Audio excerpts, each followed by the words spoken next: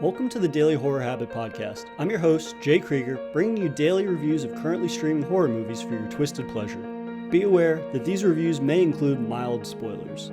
And as always, I hope you enjoy.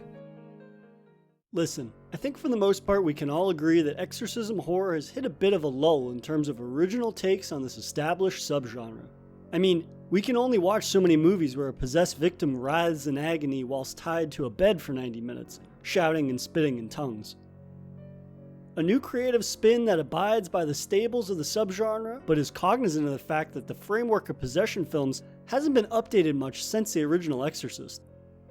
Fortunately, Daniel Levesque smartly approaches the exorcism genre even if the film's execution is rocky at times.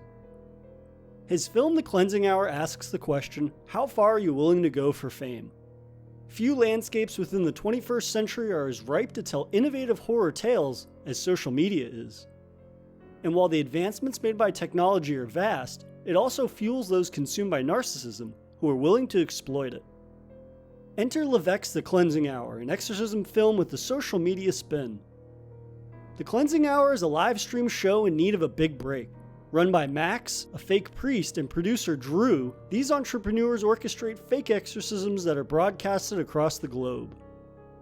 Though, as their viewership is dwindling, the duo needs a big break to take them to the next level. Though by the end of the night, they'll regret their wish for stardom. A last-minute cancellation results in Drew's fiancée Lane taking over the reins of the evening's possessed victim. But as the broadcast begins, Lane starts taking her role a bit too far, and it doesn't take long for the duo to realize that this is one exorcism that's out of their control. As the night takes a hellish turn, all parties involved, both human and demonic, must take a look at their past to survive their present. First and foremost, The Cleansing Hour succeeds as a satire of social media and live streaming culture. Whether it's Max's ego as a social media darling, or stream splash ads for the Vatican-approved merch they hawk, writers Levesque and Aaron Horowitz exploit streaming culture for laughs. The flip side of the film's humor is showing the extreme lengths streamers will go to ensure they retain viewership in the face of one's own safety. This is obviously exaggerated to an extraordinary degree, but the idea that someone would be willing to endure physical harm to keep an audience engaged is a real-world predicament. We're shown the lengths that streamers will go to ensure their public image remains intact. Early on, the demon-possessing Lane threatens to kill its host unless Max confesses to being a fraud to his audience.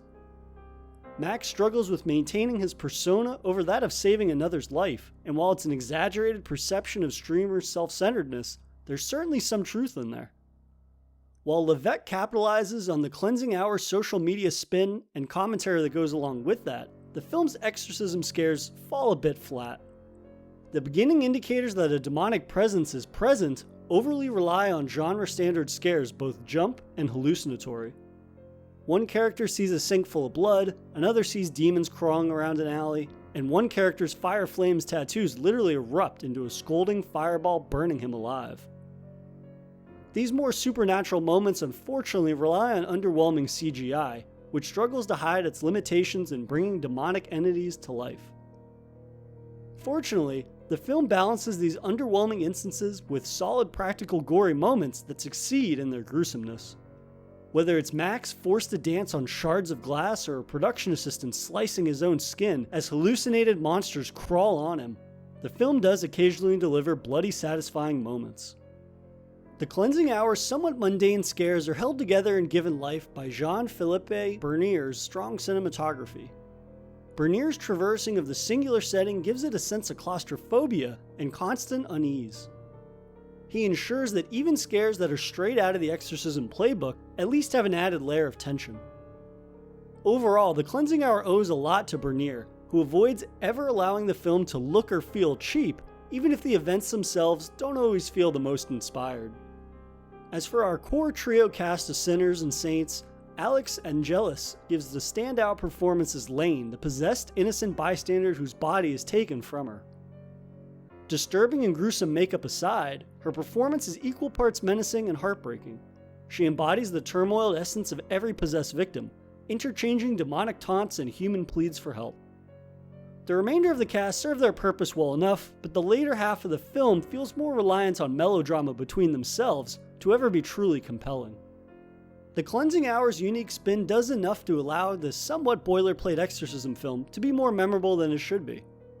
These brief spurts of originality and gruesome practical work compile into a finale far stronger than the film's first half would indicate it were capable of crafting. There's an entire sequence where once the devil reveals himself on the duo's livestream, anyone in the world who lays eyes on him begins murdering those around them who did not gaze upon the devil himself. It's a brief but gnarly scene of various sudden and shocking kills that show the power of the devil's influence on man, but also Levesque's ability to craft gruesome kills.